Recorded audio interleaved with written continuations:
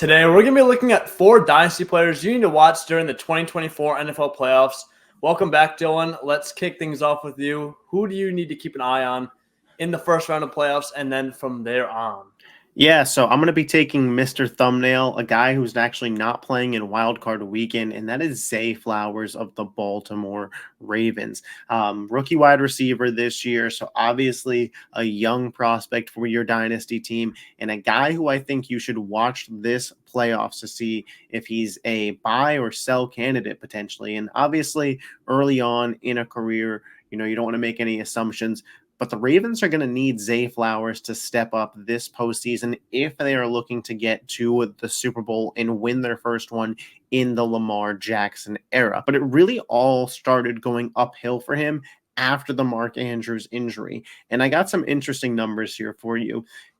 When Mark Andrews went down, 4 of the 5 weeks after that, Zay Flowers was a top 13 wide receiver in fantasy football. This guy was an absolute beast, and he showed off his skills. Now, some of that, I'm sure, is rookie wide receiver, finding his legs in the offense, getting comfortable, but some of that was Mark Andrews going down and Lamar Jackson needing a more dependable target, and that became Zay Flowers, just 23 years old, 5'9". I think he's learning a lot from OBJ as well, but OBJ is not going to be there forever. Zay Flowers, I think this playoff run, he can really assert himself as Lamar Jackson's number one go-to guy, even with Mark Andrews back next year, if he has a big enough run. This playoff run, I think, could catapult Zay Flowers to being a wide receiver one in fantasy football, even in redraft for years to come. And I don't think that people are seeing that as a truly realistic option for next year, but I think he's the kind of guy with the tools to make that jump. He could do it all. A lot of people compared him to Antonio Brown, especially because of his size, but he's got speed. He can make the contested catches. He doesn't have a problem finding the end zone. This guy, he's a really, really good route tree. I'm excited for what Zay Flowers is going to do this playoff run, and I think he could be a key contributor to Baltimore's success if they have it in the postseason. That's a very good point. And Flowers is definitely one of my players I want to keep an eye on because I wasn't the biggest fan of him coming out of college. I believe he was a fourth-year declare coming out of a small school, Boston College, and undersized as well. Up to that point, a lot of people were writing off these new, era of undersized receivers as everyone's hyping them up. But, the typical Dynasty fan is like, we haven't seen success from these guys, but we see Tank Dell this year. At running back, we got like Devin A. Chin, and obviously we have Devonta Smith. So all these guys are dominating at a small size. And I think a lot of it's because I know you touched a lot more on actual NFL news. A lot of it seems like because of the new pass interference calls and rules where they're really not allowed to be very physical with these guys. So these smaller receivers are kind of able to get away with more and not really get bullied as much as they would in years past. So Flowers has everything else you'd want in a receiver. He's looked amazing this year, even in a not very high-powered Ravens throwing offense. I mean, Lamar is probably going to be the MVP, and he's thrown for about 3.6 thousand yards, 24 touchdowns. I mean, that's not like – we're not looking at Patrick Mahomes throwing for 5,000 yards, 20 touchdowns, right? Yeah, I think that's a great point. And just to quickly build on that, if you're going to be fantasy relevant as a receiving option for Lamar Jackson, you really got to be one of those top 2 options for him in the offense. And I don't think Flowers permanently was this season. And I think you're going to see him compete with other guys like Isaiah Likely, Rashad Bateman throughout this playoff run, and potentially could find a guy that Lamar trusts going forward if they were to make a run. This was a great year for rookie wide receivers. Jordan Addison, when Justin Jefferson went down, he stepped up huge. Puka Nacua might be the offensive rookie of the year for the Rams. Jackson Smith and Jigba really found his way late in the season, and he was regarded as a better prospect than Zay Flowers. Zay is like 4th on that list, and I think in a lot of other years, he'd be getting a lot more love than he currently is, but it was just stacked this year. And like you said, a lot of the rules in the game are leaning towards offense, and that benefits wide receivers like Zay Flowers who have speed, and maybe size was a risk that you had to worry about in the past, and it's just not as high as it used to be. Totally agree. I'm going to pivot over to a wild card game we have, and I'm going to start with the quarterback. Now, this part, we kind of know what we have already. It's going to be Tua Tagovailoa. So obviously with Tua has a rough start to his career, you bring in Mike McDaniel, you bring in Tyreek Hill, and he just looks amazing. 2022, averaging 17.8 points per game. He's viewed as a QB1 in Dynasty Fantasy Football. But since then, this season, he's kind of slowed back down, 15.9 points per game. And, last season, he did have 3.5 thousand yards passing. This year, he does have 4.6 thousand yards. It's really just the fact that he has 14 interceptions this year compared to the 8 he had last year. And even though Tyreek Hill has been, amazing, everyone that plays fantasy knows Tyreek Hill has been an absolute league winner. If you use your first overall pick, you have an incredible chance at winning that championship. But people are starting to raise questions about Tua again. Now, personally, I am a Tua believer, but I'm just looking at some keep trade cut charts, and he peaked in October at about 7.1 thousand points, and now he's dropped down to 5.8 thousand points. So basically what we're seeing is a considerable decline from that point on.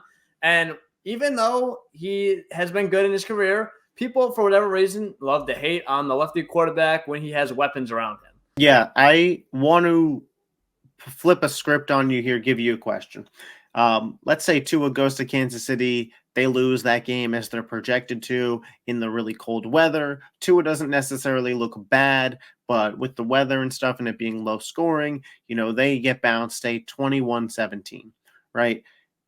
Would you, if, Superflex, regular one quarterback, doesn't matter, in a dynasty league, trade Tua for your guy, Michael Penix, if he landed on the Falcons? See, that's a so really you attach Penix to a good offense the same way that Tua is. Who do you believe in more at that point in time? At that point, I feel like I'm still assuming everything like you said happens. You obviously have the cold weather. It's a close game. It's not like he plays terrible. He doesn't lose in the game. I'm probably still leaning Tua because I'm a big Michael Penix fan. But we're just saying Michael Penix right here. I have him going at about the 108, 109. Would I trade Tua for about the 108, 109? I still feel like that's underselling him because what I'm saying is what I think is going to happen in the dynasty market. But if that did happen, I would be buying the dip because I feel like Mike McDaniel still trusts Tua. Jalen Waddle hasn't looked great this year, so I think that's something else you have to keep in mind. And you have Devin Achane coming on next year. I think their offense, even though Tyreek Hill has been amazing this year, I think they're in a great spot next year. And if you're giving Tua one more year, I don't see any way they just completely let go of him. I'm still betting on him to have a bounce back season next year, cement himself as the guy compared to Michael Penix. And also, where you think Penix is a first rounder or a second rounder in that scenario as well? Yeah, I think he's going to end up being kind of middle first round. I think quarterbacks will naturally always go high.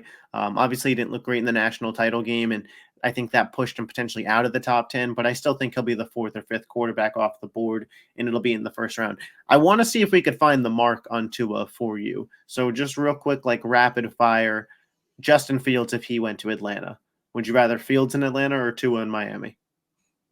I'd probably go. That's tough. Because the rushing upside of Fields. Yeah, I'd probably have to go Fields. Assuming he gets another job, good situation for him. Don't love it for the other weapons, but yeah, I'd probably go Fields there. And then would you do Tua or Drake May to the Commanders? Ooh.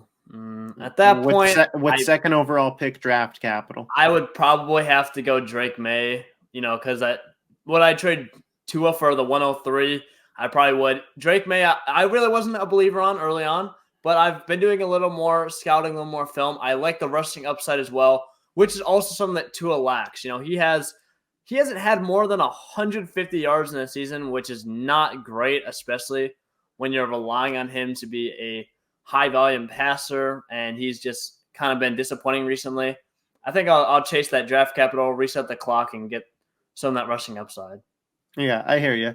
Speaking of rushing, my second guy here is Rico Dowdle of the Dallas Cowboys. And I know immediately as I say that, a lot of people are probably like, what are we doing talking about Rico Dowdle? I hear you. It's not like he put up anything really impressive from a fantasy aspect this past season. And hell, in some leagues, there's a potential that he's on your waiver wire right now, depending on size of league, size of bench, etc. Let me tell you something. Tony Pollard did not execute this year for the Dallas Cowboys. He was a 1,000-yard rusher solely on volume alone. He did not look great out there and was not what they were hoping for when they let Ezekiel Elliott go. Rico Dowdle looked a little bit more explosive, in my opinion, in small sample sizes compared to Pollard. Kind of similar to how Pollard did to Zeke a couple years ago. And Dowdle's only 25 years old. He's got like 10 to 15 more pounds on him than Pollard does. They're both the same height at 6 foot, but I just think that the Cowboys offense may prefer Dowdle as well. Do not forget that Tony Pollard was playing on a franchise tag. He's going to be a free agent. This is a guy who could leave Dallas. And I know a lot of people are big on Dallas drafting a running back, and they very well may do that. But if Dowdle outperforms Tony Pollard in these playoffs, they're going to ride the hot hands. And if you let him be the reason that this team wins an NFC championship, or let's say he just went off and had a Damian Williams-esque game in the Super Bowl, like how he did for the Chiefs when they beat the Niners and he scored 3 touchdowns. If Dowdle does something like that, that could be a guy that ends up being a starting running back next year in a high-powered offense. And even if he's not fully the lead back, he's proven to be effective by the goal line. This is the guy who could reach double-digit touchdowns. I'm not saying he's going to, but I think for your dynasty team, it's not out of the realm of possibilities. If you could go trade a 3rd-round pick for Rico Dowdle, I'd probably do it in a heartbeat if trading is open in your league. And if not, keep a sneaky eye on him. A lot of dynasty managers, now that the season's over, they're kind of relaxed. Anybody watching this video, obviously, you guys are locked in. Lock in to Rico Dowdle. See what this guy could do in the postseason. If you see him outperforming Tony Pollard, odds are the Cowboys front office is seeing it too, and they may be willing to give him a shot this offseason or next season to prove he could be the guy. Yeah, I would not be surprised by that at all. Tony Pollard just did not look good this season, and like you said, he was only able to eclipse that 1,000 rushing yard mark because of his volume. I mean, Rico Dowdle looked pretty decent, honestly, when he was in the game. He was available in the passing game too. Yeah. Like you said, yeah, he was not bad in the passing game. 22 targets, 144 yards, 17 receptions. I totally agree with what you're saying. I think the Cowboys could make a run. And I'm just kind of betting against Tony Pollard. I don't think that in the playoffs when he's been used a lot this year, I think he's kind of burnt, to be honest. I would not be surprised if they go with some fresh legs, and Rico Dowdle is just better. Now, do I think Rico Dowdle maybe – I'm not 100% sure he's going to be – And he'd be cheaper. He'd be way cheaper. 100%. I don't see a way that – now, I don't think Tony Pollard comes back next year at all. I think that they don't really see eye to eye. The franchise tag, like you talked about. And it's just between if the Cowboys are going to bring in – how good of a running back are they going to bring in? Are they going to bring a guy, maybe to split some time on Rico Dowdle? Are they going to bring in – do they really want to commit to him, bring in a backup? Or are they going to draft someone? I think more than likely they're probably going to bring in – what they do quite often, They had Tony Pollard and Zeke. Now they had Pollard and Rico. Maybe they'll have Rico and another guy. But I think Rico could very well have a very good playoff run. And he kind of reminds me, I'm not the biggest fan of him talent-wise. Obviously, I don't think anyone is like the biggest Rico Dowdle truther at this point. But he kind of reminds me of Alexander Mattison, where if he sees the role in a good offense, he's projected out to get a lot of touches, be a starting back next year, or at least, as lead of a back that you can be at this point in the NFL. I think you could either hold him, and I think he'll probably be better than Mattison because a lot of things went wrong for him. You obviously didn't see. I also think Dowdle's a better player than Mattison. I was never big on Mattison. Now, I've heard rumors of Derrick Henry to Dallas after this year. If that happens, the way that I would look at Rico Dowdle is the way that you looked at Tajay Spears in a redraft league this year. Not in a dynasty league, because I don't think it's guaranteed that Dowdle ever returns value the way that Spears does, but I would look at Dowdle next year the same way you looked at Spears this year. And I'm also going to give you guys a free prediction. I think that Tony Pollard leaves Dallas, and is signed by the LA Chargers. They're moving on from Austin Eckler. They've been searching for their running back. He has, experience with Kellen Moore in that offense. Don't be shocked. That's who we saw him succeed the most under if the Chargers go bring in Tony Pollard. So I'm not completely selling stock on him as well because I still think he's going to end up in a high-powered offense. Yeah, I would not mind that Chargers landing spot at all. But I'm going to dive into the opposing team of – I was talking about the Dolphins. Now let's talk about the Chiefs and Rashee Rice. So Rashee Rice had a great rookie season. He's averaging 13.3 points per game, almost eclipsed the 1,000-yard mark, 938, but did have over 100 targets, 79 catches, and 7 touchdowns. And Patrick Mahomes and the Chiefs, you never want to bet against them in the playoffs. They've had their struggles this year, but you got Andy Reid, you got Patrick Mahomes. It seems like they always make things work and figure it out. And if I'm betting on the Chiefs, Rashee Rice is going to have to be a key player in that. Travis Kelce is not the same player that he once was. So if they're going to win games, it's going to be on the back of Mahomes and Rashee Rice. The Chiefs don't have any other dependable wide receivers. I mean, Kadarius Toney, was never a fan of him, but he has just been awful this year. They don't got anyone else to throw the ball to, so it's going to be Rashee Rice. Now, right now he's sitting at the wide receiver 23 price, but people are, one, very overreactionary of rookie wide receivers, and two, they're overreactionary of these guys that play for the Chiefs. Everyone's looking for the Chiefs' true wide receiver one, and now that it's going to be brought up on a national spotlight, that's just going to ring bells for everyone, and everyone's going to be like, oh, we've been looking for Kadarius Toney. We've been looking for Sky Moore. But Rashee Rice, he is so much better than all of them, and he is the real deal, what we've been looking for. I assume proves himself. He skyrockets dynasty value. I'm not saying – I'd probably just hold him at that point. But if he's a player that you have on your dynasty team, I would be buying him in startups right now, drafting him in startups right now, buying him if you can, because I'm betting on the Chiefs, and by that logic, I'm also betting on Rashee Rice to increase in value heading out of the playoffs. So I think we kind of disagree a little bit here. Obviously, we'll see how big of a playoff run Rashee Rice has and what his value ends up being. In terms of if you're trading him for draft capital, if I could get anything 107 or higher, I would move Rashee Rice. Personally, I think that the Chiefs are going to be in the market this offseason for a veteran wide receiver. I wouldn't be shocked to see Mike Evans go with that team. Now he's competing with Kelce and Evans. He's really going to find himself in a wide receiver 2 role there. And even if not, we've seen that Kansas City can be kind of, let's fill up a wide receiver room and try out a bunch of guys. We saw this season multiple times where they tried to go back to Sky Moore, Justin Watson, MVS, and not Rashee Rice. And not because they don't think he's good, but that's just kind of how their offense is if they don't believe the guy is an elite player.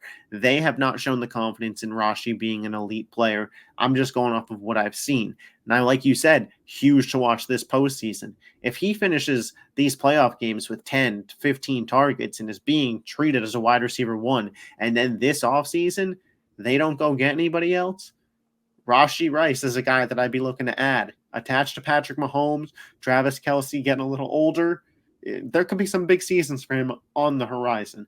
But if I could snag value on him off of very quickly a decent playoff run and get a draft pick that turns into Malik Neighbors, Rome Odunze, I would do it in a heartbeat. What you said right there is exactly my point. If you can capitalize on the value of this playoff run, that's what I'd be trying to do. I was never a massive, guy on Rashee Rice. I really could not believe he won the second round coming out of SMU. He tested pretty terribly. Really wasn't amazing in college. So like you said, I don't think he is an elite talent. Also, like you said, the Chiefs, they could be in the market for a wide receiver. I'm not 100% sold until they do it because it seems like they haven't done that in forever.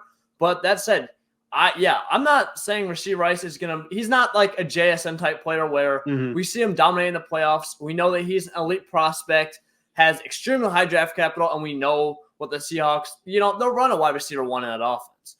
The Chiefs are not the same way, and I would be trying to, if you can, like you said, if you can move them for Odunze, Neighbors, and higher draft capital, after this playoff run, I totally agree with you. That's exactly what I'd be doing.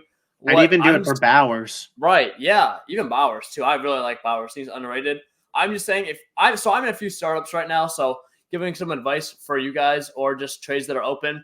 Don't sell Rashee Rice ahead of the playoffs. That is like the worst thing you can do. Mm-hmm. And if he's being, at his price or even a little bit undervalued, I would scoop him up everywhere because after the playoffs, I really believe that his price is going to increase no matter what. And you either have an option, you're holding him with higher value than he already had, or if you, like you said, if you want, you can sell him and you'll make a nice little profit on that return. Yeah, nothing's going to happen in this playoff run to decrease his value aside from a major catastrophic injury that's unpredictable. But even if, say, they got bounced by Miami in the first game and he finished with 7 for 40 yards or 4 for, 25 yards, you could swipe that under the rug as a cold weather game and keep it moving forward. Nobody would look at him negatively from that. It would just be more focus on, wow, the Chiefs, what are they going to do next? It wouldn't be, wow, Rashee Rice is a bum. His value is not going down no matter what. Definite hold throughout the playoffs. And, if you're able to even just sell him after, he had like a big game versus Miami and you started getting offers like the 105, the 106, there's no reason to not pull the trigger, in my opinion. Yeah, exactly. Such a safe investment. I don't see any way his value can go down. And based on just how the Dynasty community kind of operates, I would not be surprised in the slightest if he just becomes, slightly overvalued after a pretty decent playoff run. So I think that's going to wrap things up. Again, thank you for coming on. It was a blast talking these playoff teams. Excited for the playoffs. Be sure to check out Dylan's personal channel. I know he does a lot of content on the Faceoff channel, but he also covers NFL more oriented content on his personal channel. That'll be Dylan Mill NFL. I'll link that down below as well. But yeah, hope you guys enjoyed this video. Be sure to like, comment, subscribe. Drop your comments down below. Call us an idiot for saying Rashee Rice is going to be the wide receiver one. I'm not an idiot. I'm okay with that because I promise. I've been a Rashee Rice hater. I know I got a lot of hate for it before. I love Rashee. I'll take it on the chest. I called him one of the biggest busts coming out of the draft. He looked pretty good, so I'll take it there. But again, thank you guys so much for watching. I'll see you guys in the next one. Peace.